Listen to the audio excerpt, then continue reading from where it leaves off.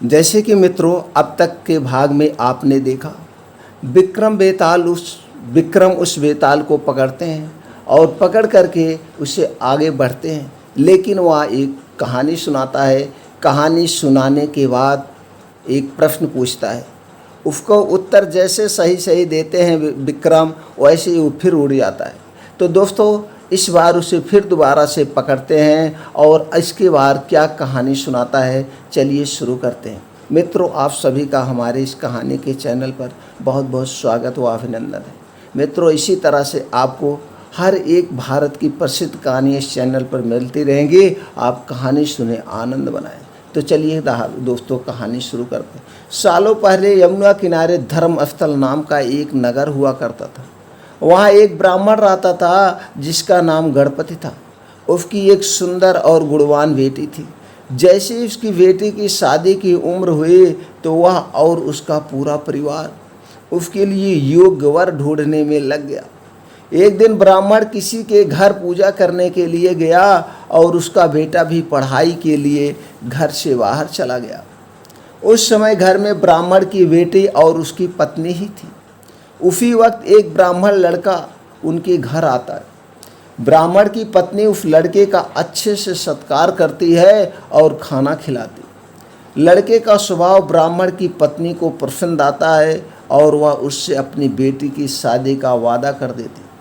उधर ब्राह्मण गणपत जिनके घर पूजा करने गया था, वहाँ भी वो एक ब्राह्मण लड़के से मिलता है और उससे अपनी बेटी की शादी करवाने का वचन दे देता है। ब्राह्मण का बेटा जहाँ पढ़ने गया था, वो भी वहाँ एक लड़के से यही वादा करता देता। कुछ देर बाद गणपत और उसका बेटा दोनों खुद घर से चुने हुए लड़के को लेकर पहुँचते हैं। दोनों घर में एक और ब्राह्मण लड़की को देखकर चौंक जाते।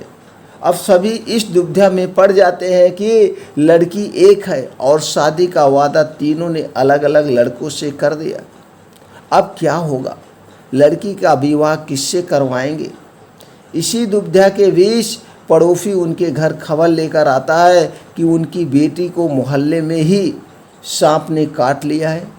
भागा भागा पूरा परिवार और तीनों ब्राह्मण के लड़के लड़की के पास पहुंचते हैं, लेकिन तब तक लड़की की मौत हो जाती है।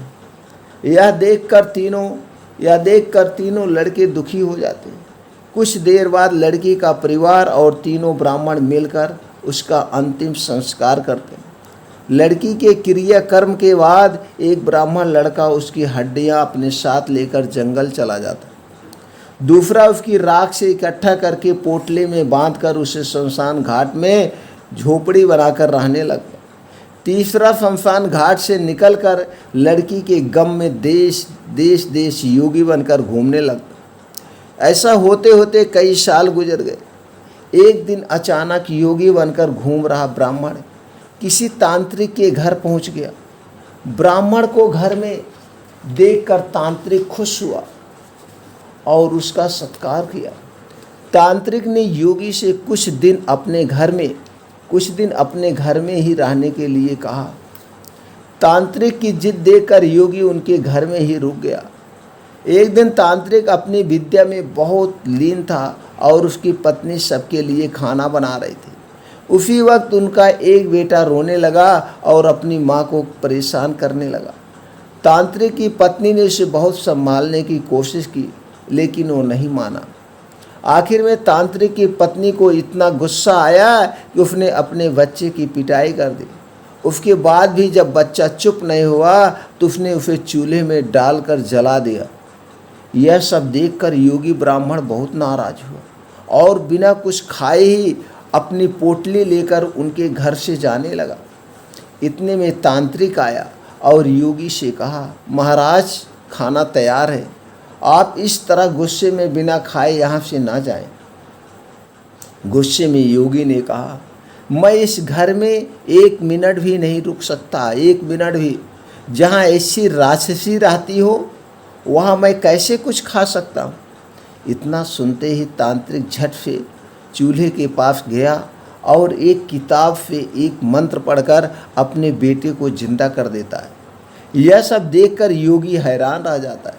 उसने सोचा कि अगर यह किताब मेरे हाथ लग जाए तो मैं अपनी पत्नी को भी जीवित कर सकता हूँ। योगी यह सोच ही रहा होता है कि उधर तांत्रिक बेटे को जीवित करने के बाद फिर से योगी से खाना खाने का आग्रह करता है। योगी खाना खाता है और वहीं रुक जाता है। अब योगी के दिमाग में बस यही चल रहा था कि बस वो किसी तरह से उस किताब को हासिल कर ले। सोचते सोचते रात हो जाती है। सब खाना खाकर सो जाते हैं। आधी रात को योगी उस मंत्र वाली किताब को लेकर तांत्रिक के घर से सीधे उस शमशान घाट पहुंचता है जहां ब्राह्मण की बेटी का अंतिम संस्कार किया गया था। वह सबसे पहले झोपड़ी बनाकर उसी जगह पर रह रहे ब्राह्मण को बुलाता है और उसे सारी कहानी सुनाता है। इसके बाद दोनों मिलकर फकीर बने ब्राह्मण को ढूंढते हैं। फकीर ब्राह्मण के मिलते ही योगी ब्राह्मण दोनों से कहता है कि लड़की की हड्डी और राख लेकर आओ, मैं उसे जिंदा करूंगा। दोनों ऐसा ही करते हैं। राख और हड्डी इकट्ठा करने के बाद लड़की को जलाई हुई जगह में योगी ब्राह्मण मंत्र पढ़ता है और लड़की जिंदा हो जाती। यह देखकर तीनों ब्राह्मण खुश हो जाते। इतनी कहानी सुनाकर बेताल चुप हो जाता। कुछ देर बाद वह राजा विक्रम से पूछता है, बताओ वह लड़की किसकी पत्नी हुई? विक्रमादित्य ने बेताल के दोबारा उड़ने के डर से जवाब नहीं देता है। गुस्से में बेताल कहता है, देखो अगर तुम जवाब पता होते हुए भी नहीं दोगे तो मैं तुम्हारी गर्दन काट दूंगा। जल्दी से जवाब दो।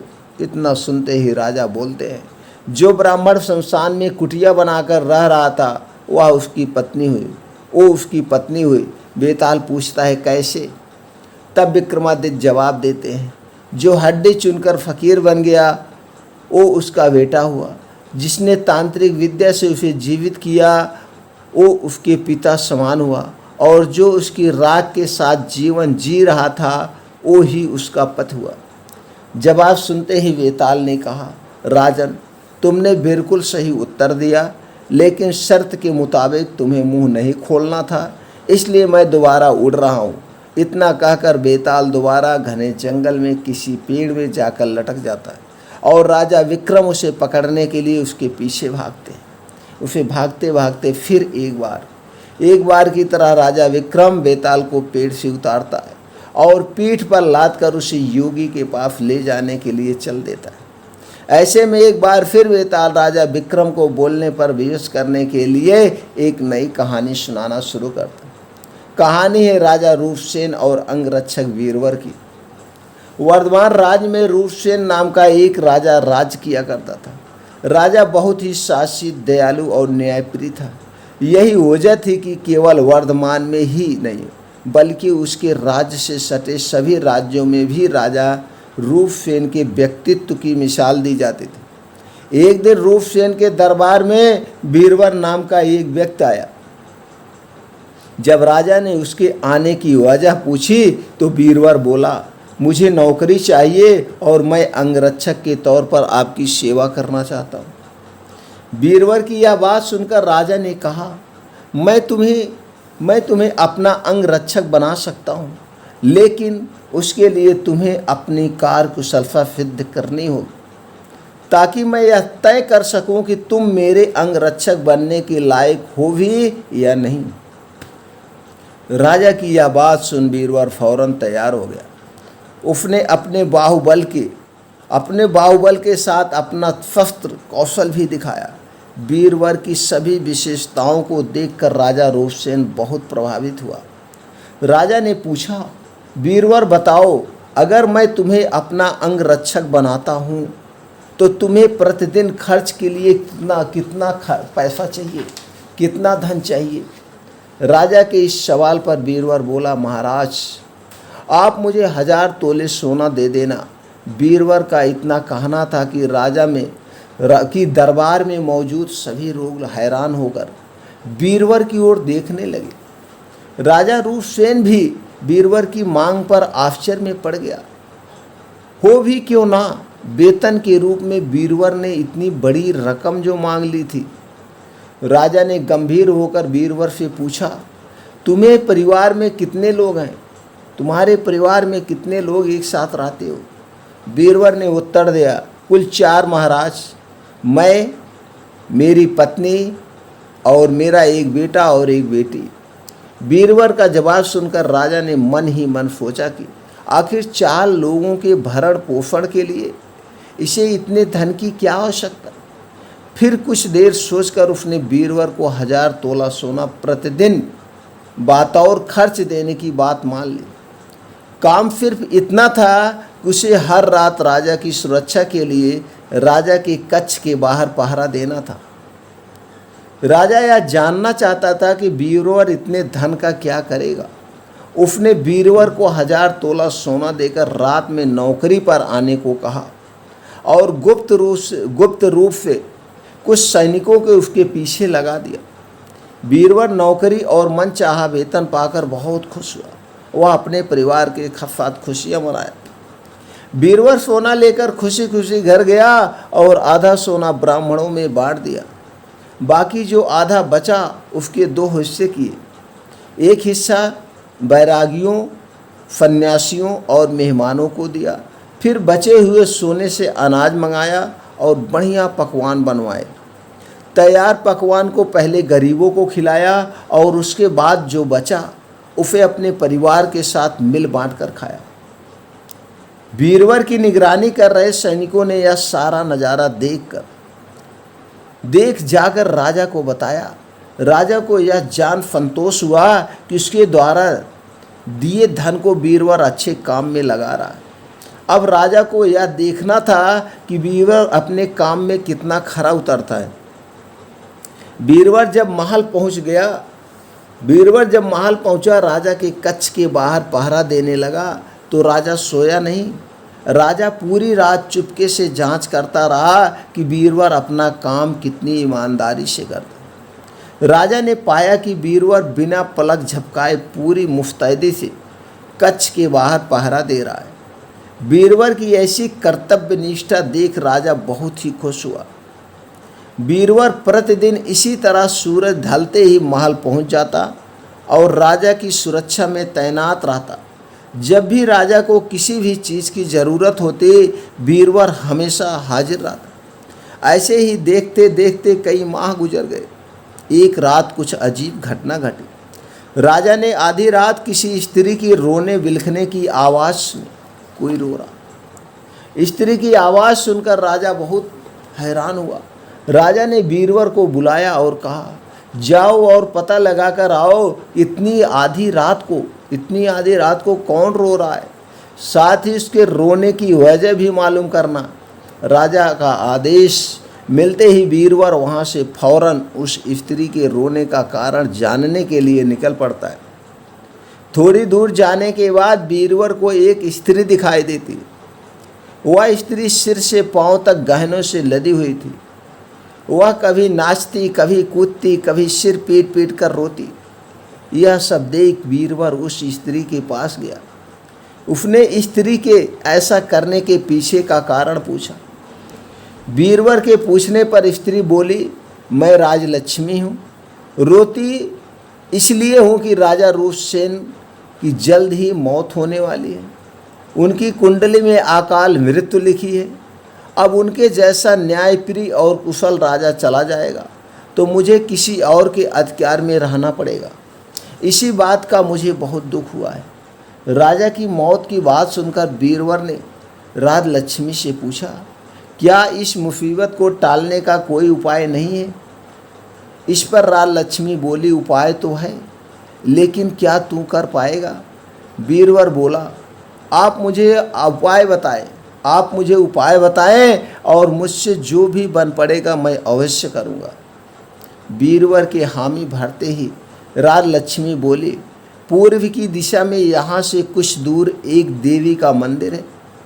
अगर उस मंदिर में तू देवी के चरणों में अपने बेटे की बलि देता है तो राजा पर आने वाला संकट टल जाएगा। उसके बाद राजा 100 साल तक बिना किसी तकलीफ के जिंदा रहेगा और राज कर पाएगा।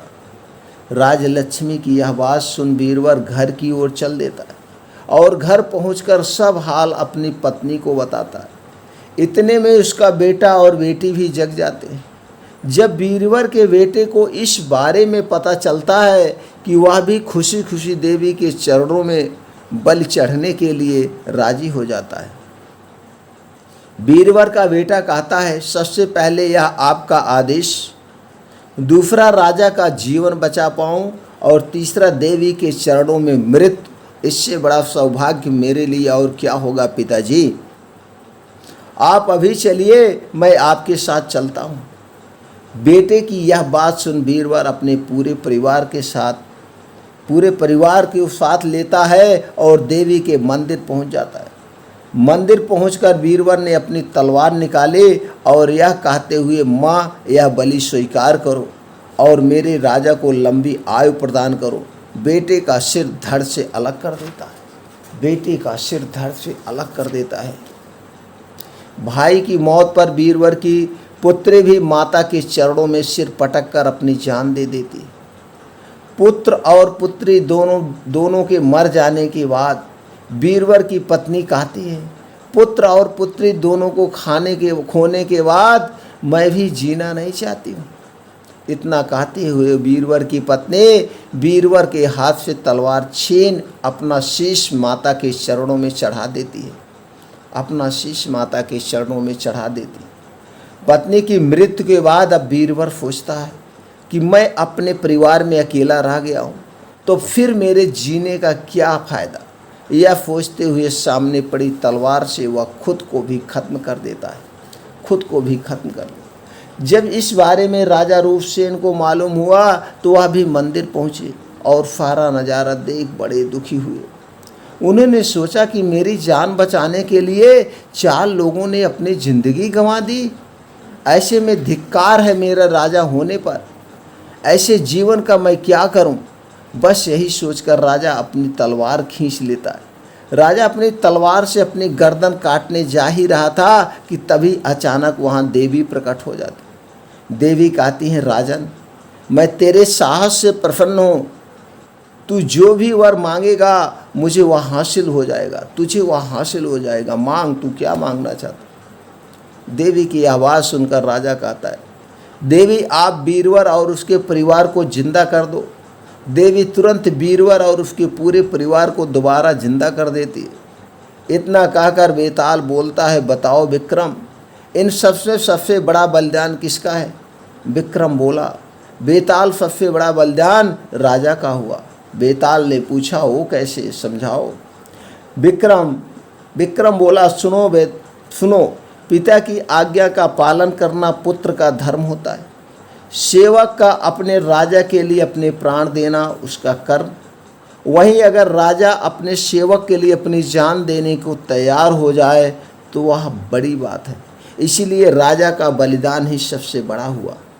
विक्रम से यह जवाब पाकर बेताल कहता है, बहुत खूब विक्रम, बहुत खूब, तूने सही जवाब दिया, लेकिन तू भूल गया। मैंने कहा था कि तू बोला तो मैं चला। इतना कहकर बेताल फिर वही पेड़ पर जाकर लटक जाता है। इस बार भी फिर विक्रम उसे पकड़ने जाता है।